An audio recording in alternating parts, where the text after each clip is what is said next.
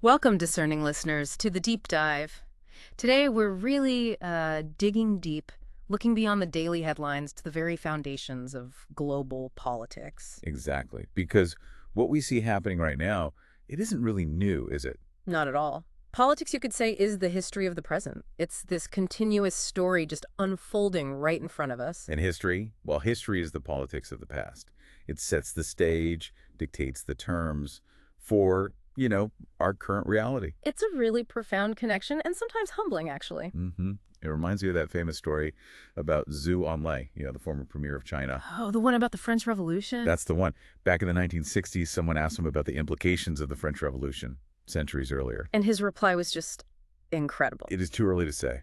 Simple, but so insightful. It perfectly captures why historical context is, well, everything. Yeah, the full impact of these huge events, it can take generations, maybe even millennia, to really unfold and show their true significance. Absolutely. So our mission today really is to take you on this sweeping journey. We want to unpack those momentous events, those big transformations that have shaped our world. Especially focusing on the period since the 20th century began, but tracing the roots much further back. Right. We want to give you, our listener, that essential context to help you appreciate how we arrived at this moment. This isn't about just, memorizing dates and names. No. It's about connecting the dots, finding those aha moments where seemingly separate events just click into place. Helping you get a solid grasp of this vast sweep of global history quickly and thoroughly without feeling, completely overwhelmed. Exactly. We'll be drawing on a whole range of sources today, Yeah. tracing this really intricate fabric of global politics, weaving through millennia. So, where do we start this story? From the very beginning. Pretty much. We'll follow the threads from the earliest human societies, look at the rise and fall of empires, the birth of new ideologies, the constant reshaping of global power. Right up to the complex, multipolar world we see today. All right. Let's start unpacking this grand narrative. Now, when we think about human history, our minds often jump back, maybe a couple 100,000 years. Yeah, you picture early humans maybe emerging from some kind of Garden of Eden scenario, probably in Africa. Right. But our first look at the sources reveals an even older, more complex story. Older? How so? Well, there was this groundbreaking discovery in Morocco back in 2017. It fundamentally changed our understanding. Really? What did they find? Evidence pushing the known existence of Homo sapiens back to over 300,000 years ago. Wow, 300,000 years. That's significantly older than the previous 200,000-year estimate. Exactly. And it suggests a much broader presence across Africa, much earlier than we thought, not just one single origin point. Okay, so what were these earliest human societies like? Well, what's really fascinating looking at the archaeology is how similar they seem in terms of organization. Small groups, mobile. Hunter-gatherers, presumably. Yes. Focus on survival, hunting, gathering. Simple social structures.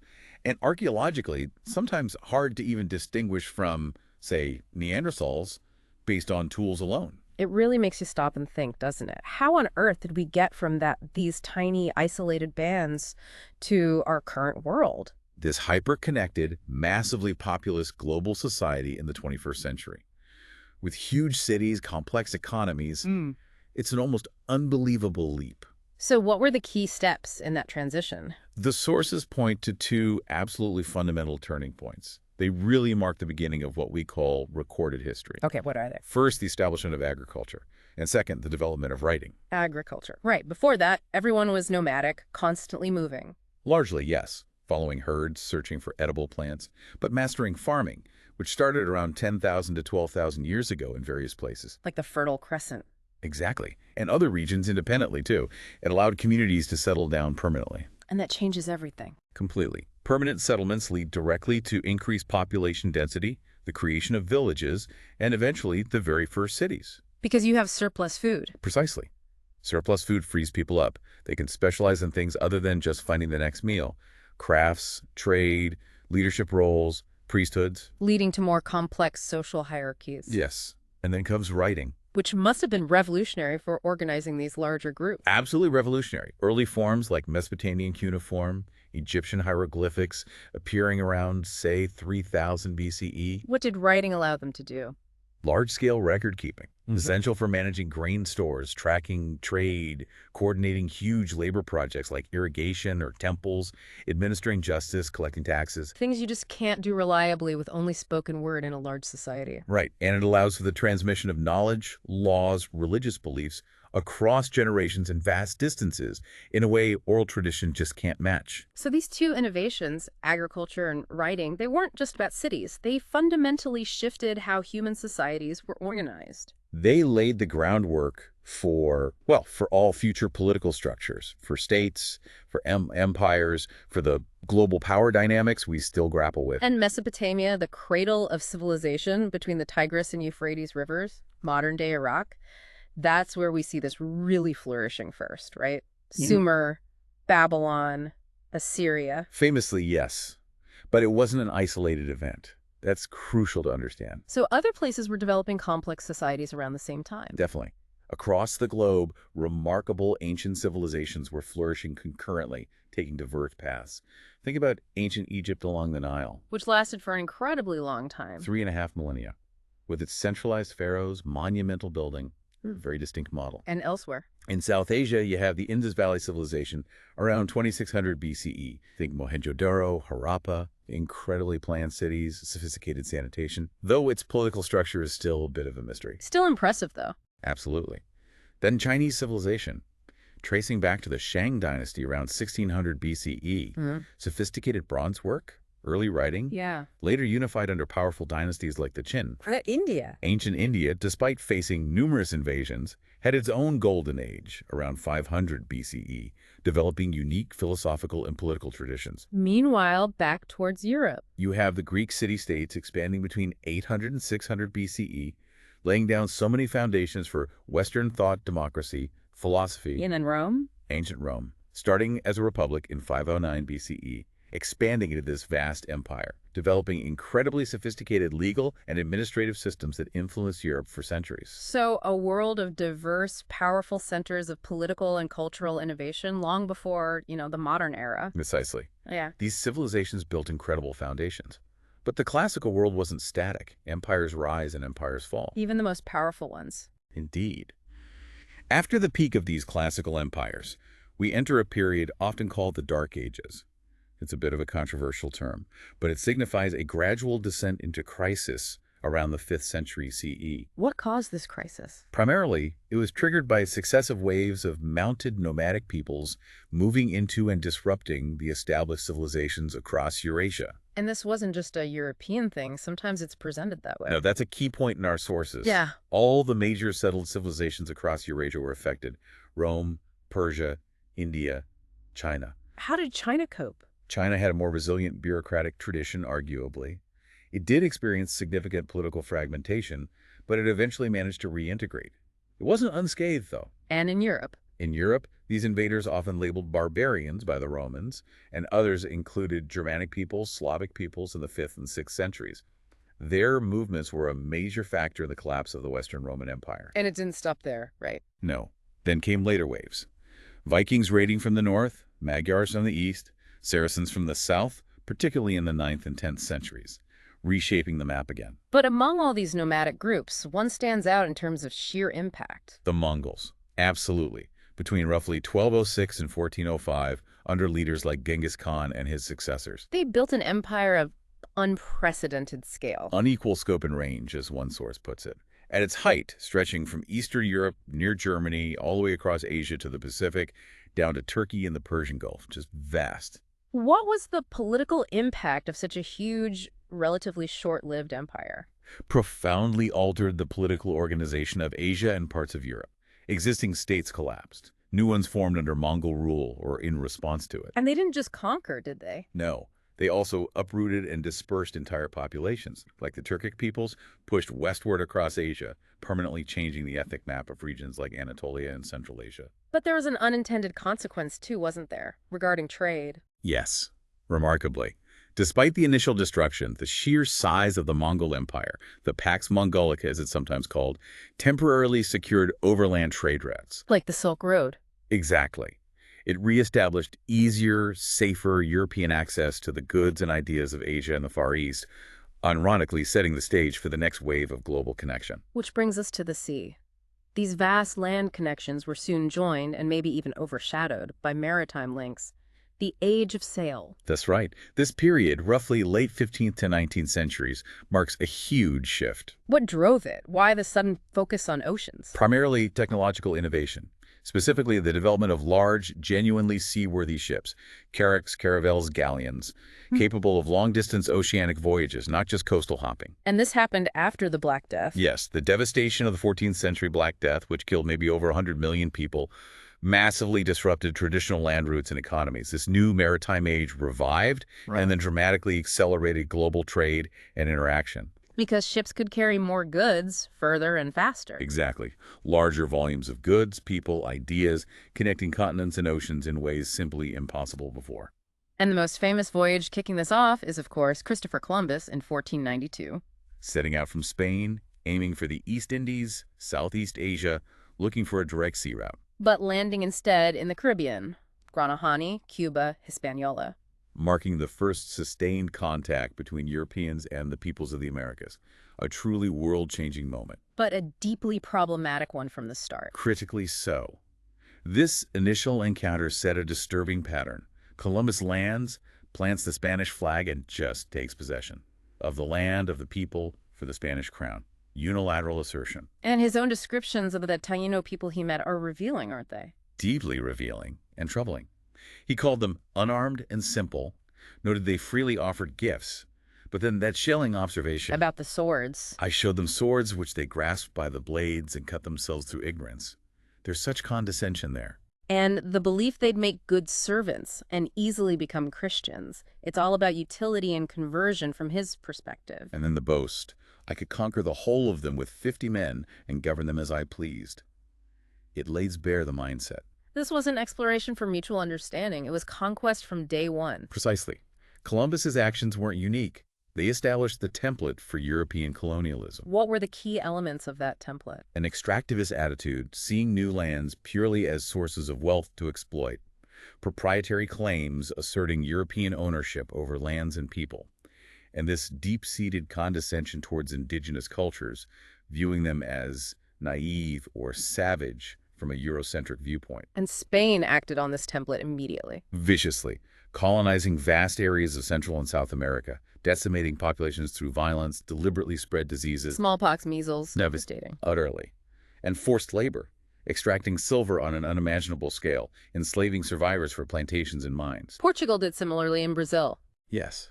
While Magellan was circumnavigating the globe, then England, France, the Netherlands, they all joined the colonial race, carving out empires. So this period, driven by trade and colonialism, is really the birth of globalization in its earliest form, connecting the world, but often through violence and domination. Absolutely. It fundamentally remade the world map and established power dynamics that in many ways we're still living with. And this colonial expansion was utterly central to the making of the West as this coherent, powerful, global entity. It wasn't just a side project. Not at all. It was foundational. And alongside this empire building, other critical developments were happening within Europe that cemented this rise. Like the political shifts, the emergence of stronger states. Exactly. The 16th and 17th century saw the consolidation of sovereign states with strong central governments. Often dated to the Peace of Westphalia in 1648, ending the 30 Years' War. Why was that treaty so significant? Westphalia entrenched the principle of state sovereignty. Basically, rulers had exclusive authority over their own territory, free from outside interference, like from the Pope or the Holy Roman Emperor. Which created more stability internally. Yes, relatively speaking. Stronger central governments could foster stability, invest in infrastructure, promote economic development, build more powerful armies. It laid the groundwork for the modern state system. And this political shift happened alongside a huge intellectual one, the Enlightenment. Right, the 18th and 19th centuries, a period of intense scientific and philosophical ferment. Challenging old ideas like religious dogma and the divine right of kings. Precisely. Thinkers like Immanuel Kant championed reason, individual liberty, scientific inquiry. It wasn't just academic. It provided a new intellectual framework for society and governance. And helped shape a distinct Western identity. Yes, increasingly characterized by rationalism, belief in progress, universal principles. but often, paradoxically, tied to a strong sense of cultural superiority over non-Europeans. This is where Edward Said's concept of Orientalism comes in, seeing the East through a lens of exoticism and inferiority. Exactly, it's a complex legacy. And we should remember, the West itself has meant different things. Sometimes the broad cultural inheritance, sometimes the specific Cold War capitalist bloc led by the U.S. Okay, so political consolidation, intellectual shifts, and then the massive economic transformation, moving away from feudalism. Towards capitalism. This transition really gaining steam in the 16th, 17th centuries, driven by trade, merchant wealth, early manufacturing. It was the engine. The engine for industrialization. Absolutely. It stimulated the Industrial Revolution, starting in Britain, mid-18th century, the workshop of the world, then spreading to North America, Western and Central Europe in the 19th century. And the impact was? Revolutionary. Industrialized states gained enormous productive capacity. Goods churned out on an unprecedented scale.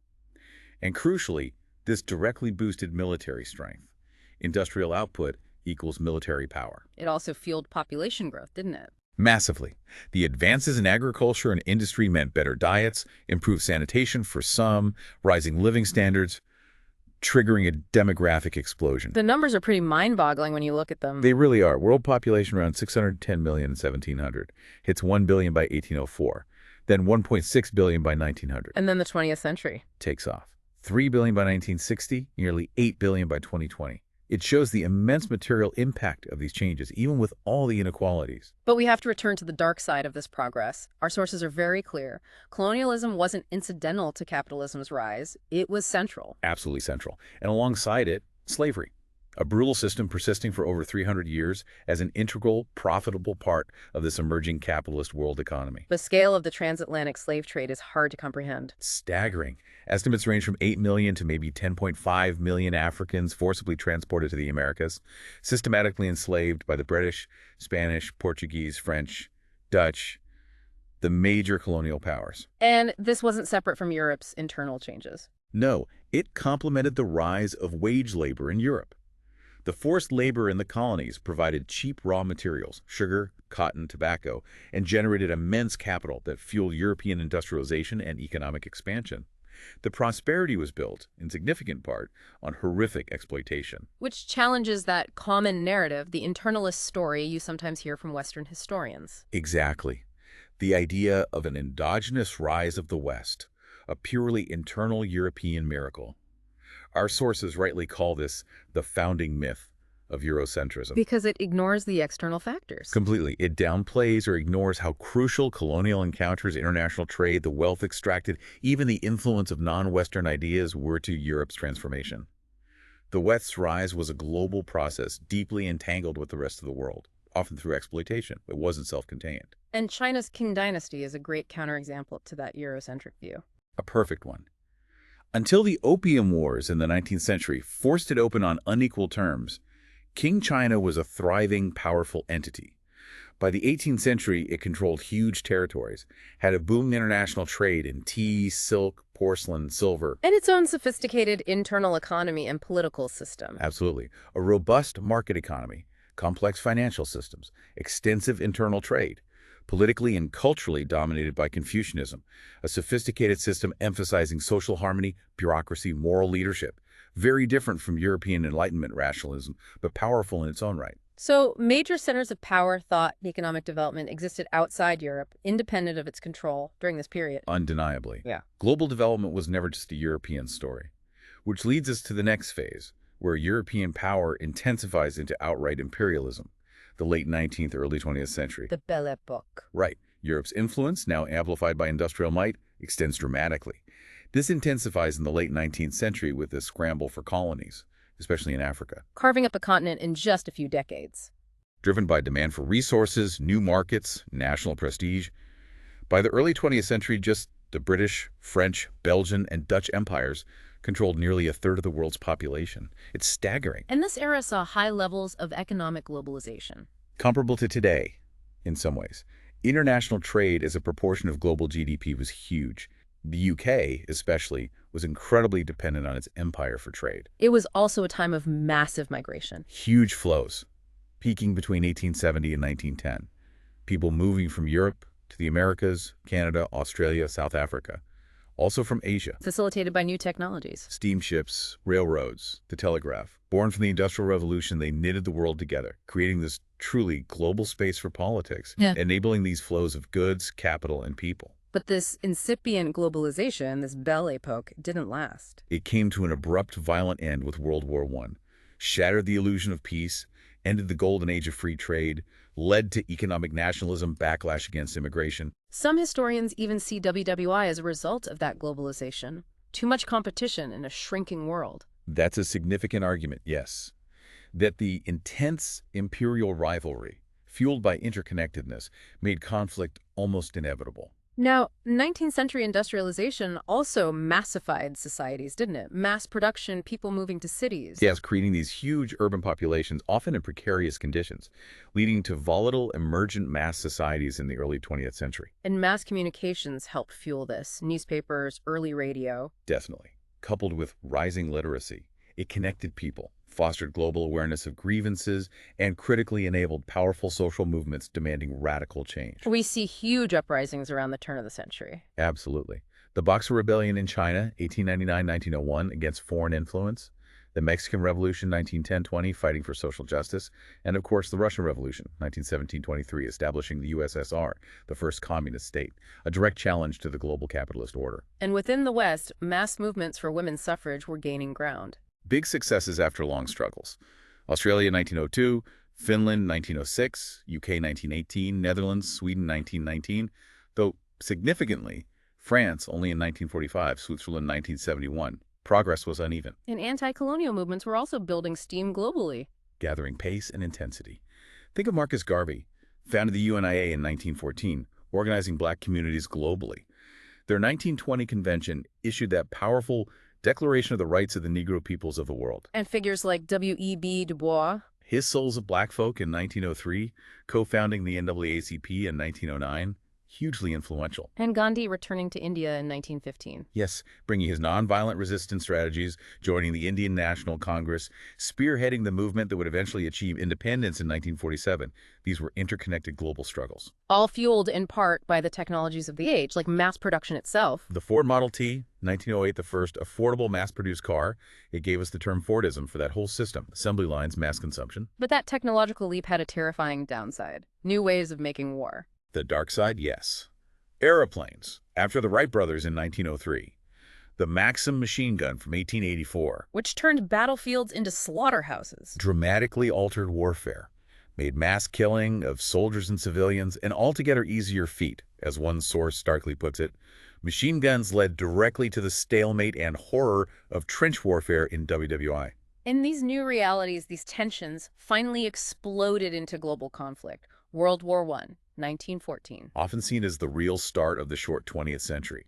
The era dominated by the fight between capitalism and communism. And it was the first total war. Meaning it affected everyone on the home front, the entire economy geared to the military. Rationing, propaganda, women entering the workforce in new ways. In a truly world war, not just European powers. Empires recruited globally, yes, but also major non-European states like the US and Japan got involved, shifting the global power balance. And the first modern industrialized war? Tanks, chemical weapons, aircraft used systematically, strategic bombing, Yeah. the industrial killing machine unleashed. The scale was horrific. 65 million mobilized, over 8 million soldiers dead, 10 million civilians, plus the Spanish flu pandemic right after. Just devastating. The immediate trigger we know was the assassination of Archduke Franz Ferdinand in Sarajevo, June 1914, heir to the Austro-Hungarian throne, killed by Serbian nationalists. A regional spark that ignited a global firestorm. Because of the complex web of alliances, Austria-Hungary declares war on Serbia, Russia mobilizes to support Serbia, Germany supports Austria-Hungary, France supports Russia, Germany invades Belgium to attack France, Britain defends Belgian neutrality. The dominoes fall. But the deeper origins are still fiercely debated. Our sources point to four main factors: the German problem, the Eastern question, imperialism, and nationalism. Let's unpack the German problem. This refers to Germany's unification in 1871.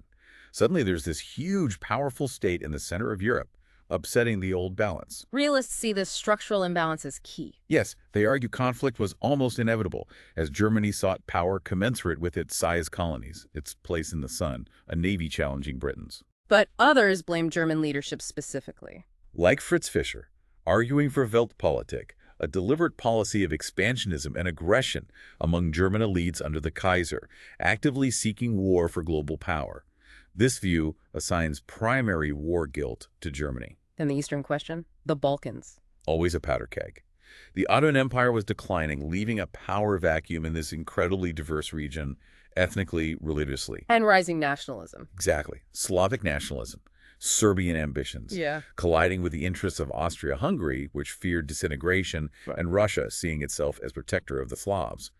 Without these underlying tensions, the assassination might not have escalated. Broader explanations focus on imperialism. The Marxist view, following Lenin, saw it as the inevitable outcome of capitalist competition for resources, markets, cheap labor, leading to colonial rivalries boiling over into war. W.E.B. Du Bois also emphasized the role of Africa. Powerfully argued the violent scramble for Africa, the robbery and exploitation, was a prime cause as European powers clashed over the spoils. But critics argue nationalism was maybe even stronger than economics. Yes, that by the late 19th century, nationalism intertwined with militarism and chauvinism was incredibly potent across Europe, fueling expansionist policies, making publics receptive to war, a really dangerous mix. So WWI, the war to end all wars, clearly wasn't. Within 20 years, WWII breaks out, even bigger, even more devastating. The world's largest military conflict, 90 million mobilized, maybe 40 to 60 million dead, a huge proportion civilians. Why were civilian deaths so much higher in WWII? Indiscriminate aerial bombing of cities became standard strategy. Think the Blitz, Dresden, Tokyo,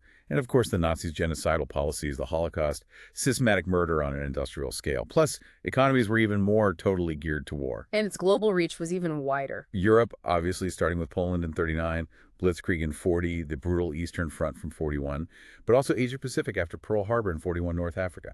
Truly global. Ending in Europe in May 45, Asia in August 45 after Hiroshima and Nagasaki. What were the decisive factors in the Allied victory? Two stand out in the sources: the Soviet Union and the United States. The Eastern Front was just immense. It bled Germany dry, fighting a two-front war, the sheer attrition, especially after Stalingrad in 42-43. Germany couldn't sustain it. And the U.S. brought its industrial power. Unmatched economic might.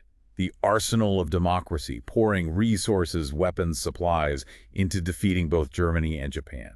That combination was overwhelming. Okay, the origins of WWII. Even more debated than WWI. Was it just a replay? The sources mentioned WWI peace settlements, the economic crisis, Nazi expansionism, Japanese expansionism. Many realists see it exactly as a replay, arguing the Treaty of Versailles, 1919, created a mere 20-year truce.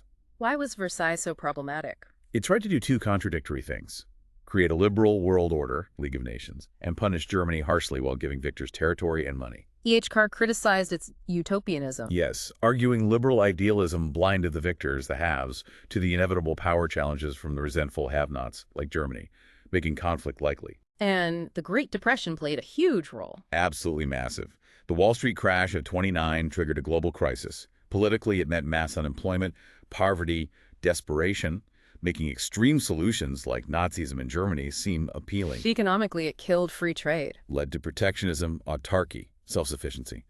Nations turned inward, fueling nationalism and distrust. Bad timing. But the core controversy often revolves around Nazi Germany and Hitler, ideology versus geopolitics. German foreign policy undeniably became hyper-aggressive under Hitler. Rhineland 36, Austria 38, Czechoslovakia 38-39, Poland 39.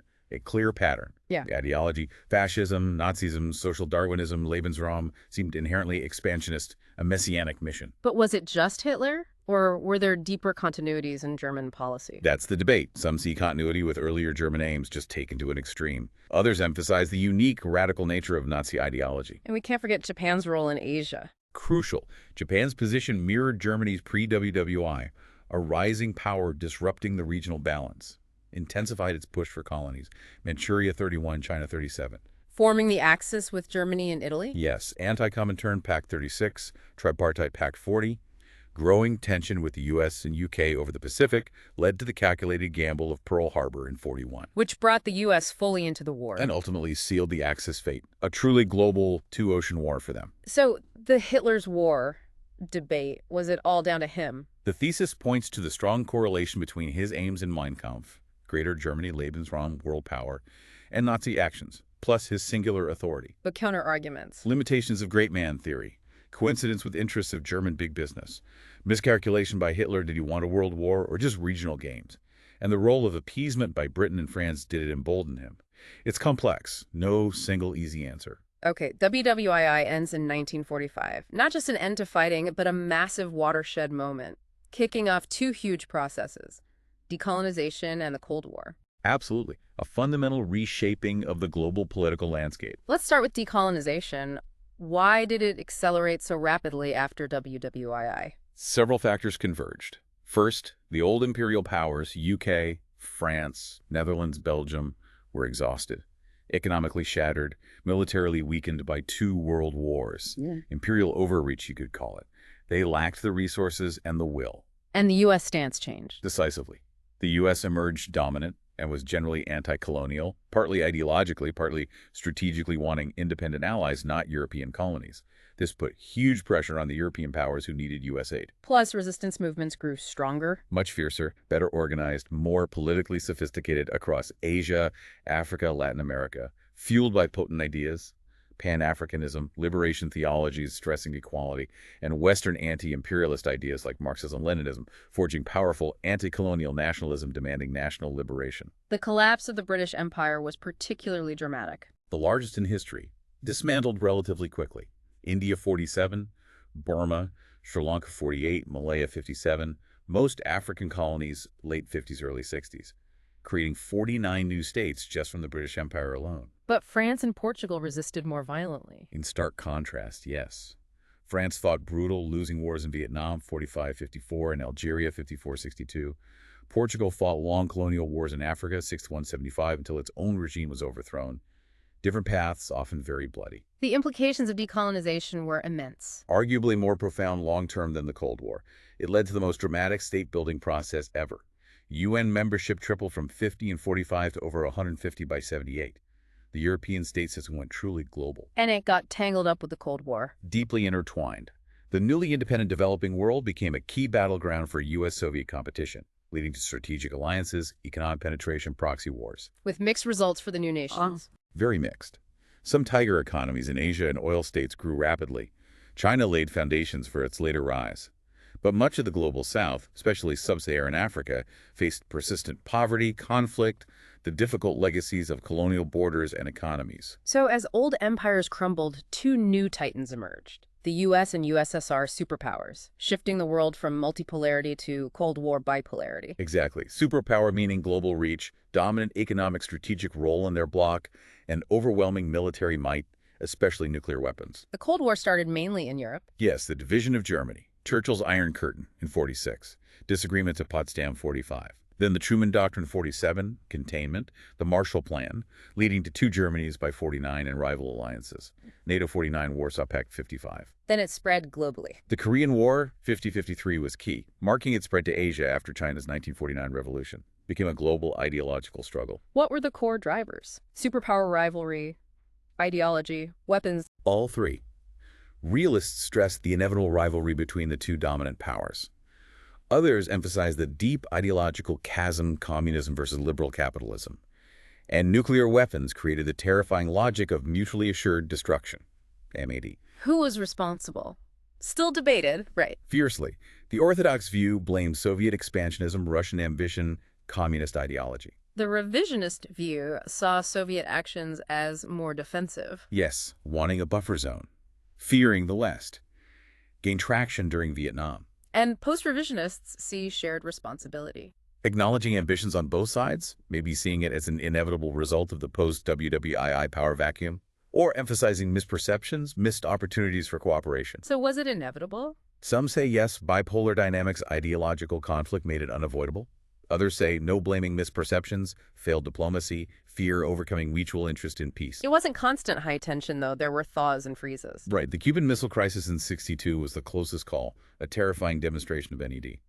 But the bipolar model, frayed from the '70s, How so? fragmentation of the communist world, the Sino-Soviet split, and the rise of Japan and Germany as economic powerhouses challenged U.S. dominance within the West, led to détente in the '70s. But the end, when it came, was incredibly fast and unexpected. 1989, 1991. Why did it collapse so suddenly?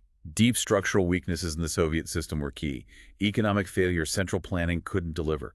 Political failure, unresponsive regimes, no outlet for dissent. And Gorbachev's reforms played a role. Pivotal. Perestroika, economic restructuring, backfired short-term. Glasnost, openness, unleashed forces he couldn't control, fueling nationalism and opposition. And crucially, he abandoned the Brezhnev doctrine. Yes, the Sinatra Doctrine, letting Eastern Europe do it their way, meant the USSR wouldn't intervene militarily as regimes fell in 89-90. That was decisive. Leading to the iconic fall of the Berlin Wall in November 89. Inspired by Poland and Hungary, fueled by mass protests, the ultimate symbol, led directly to German reunification 90, the formal end of the Cold War, and the Soviet Union's own collapse in December 91. Fukuyama called it the end of history. Liberal democracy wins. That was the optimistic take. Bobbitt saw it as the end of the long war between liberalism, fascism, communism. But others questioned if it was just a temporary Russian weakness, with rivalry resuming later. External factors mattered too. Reagan's military buildup. Yes, the arms race, Star Wars, pushed the Soviet economy to breaking point. Economic and cultural globalization. Widening the gap in living standards, spreading Western ideas and images via radio TV, fueling discontent inside the Eastern Bloc, a combination of internal rot and external pressure. So the Cold War ends, but the promised New World Order of peace and cooperation didn't quite materialize. Proved illusory pretty quickly. President Bush Sr.'s hopeful vision was tested early. The Gulf War in 91 seemed promising. Broad coalition against Iraqi aggression. Initially, yes. And the breakup of Yugoslavia saw early attempts at cooperative security via the CSEO-SEE. But the reality was messier. The Cold War had suppressed older conflicts. Exactly. Ethnic, racial, regional tensions exploded. Most violently in Yugoslavia, the Bosnian War, 92 to 95, Kosovo, 99. And then 9/11 completely changed the landscape. Abruptly disrupted everything. For many, 9/11 defined the post-Cold War era as one of new threats: global terrorism, instability. Though Robert Kagan argued the U.S. just became more itself, already acting as global police. An interesting counterpoint. The U.S. had intervened in Iraq, Somalia, Kosovo in the 90s.